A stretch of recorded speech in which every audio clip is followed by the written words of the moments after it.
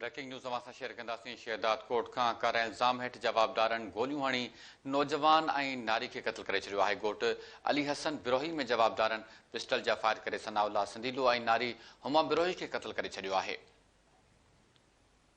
Breaking news अवां share कयूं पिया। शहदाद कोट मां कराइल इल्ज़ाम हेठि जवाबदारनि गोलियूं हणी नौजवान ऐं नारी खे क़त्ल करे छॾियो आहे।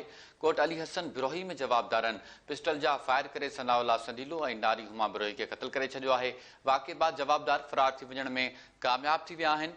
पुलिस नारी ऐं नौजवान जो लाश खणाए अस्पताल मुंतक़िल करे छॾियो आहे। वाक़े जो केस दाख़िल न थी सघियो आहे। अवां सां ख़बर शेयर कयूं पिया। शहदाद कोट मां कराइल इल्ज़ाम हेठि जवाबदारनि गोलियूं हणी नौजवान ऐं नारी खे क़त्ल करे छॾियो आहे।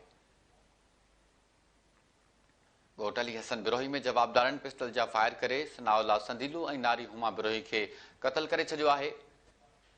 वाक़े बाद जवाबदार फरार थी वञण में कामयाब थी विया आहिनि। पुलिस नारी ऐं नौजवान जो लाश खणाए अस्पताल मुंतक़िल करे छॾियो आहे। वाक़े जो केस दाख़िल न थी सघियो आहे। ख़बर अवां सां शेयर कयूं पिया। शहदाद कोट मां कराइल इल्ज़ाम हेठि जवाबदारनि गोलियूं हणी नौजवान ऐं नारीअ खे क़त्ल करे छॾियो आहे। ॻोठ अली हसन बिरोही में जवाबदारनि पिस्टल जा फायर करे सनाउल्लाह संदीलो ऐं नारी हुमा बिरोही खे क़त्ल करे छॾियो आहे।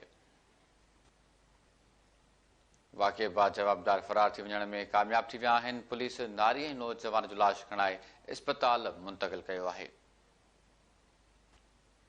वाक़े जो केस दाख़िल न थी सघियो आहे। अवां खे आगाह कयूं पिया। शहदाद कोट मां कराइल इल्ज़ाम हेठि जवाबदारनि गोलियूं हणी नौजवान ऐं नारी खे क़त्ल करे छॾियो आहे। ॻोठ अली हसन बिरोही में जवाबदारनि पिस्टल जा फायर करे सनाउल्लाह संदीलो ऐं नारी हुमा बिरोही खे क़त्ल करे छॾियो आहे। वाक़े बाद जवाबदार फरार थी वञण में कामयाब थी विया आहिनि। पुलिस नारी ऐं नौजवान जो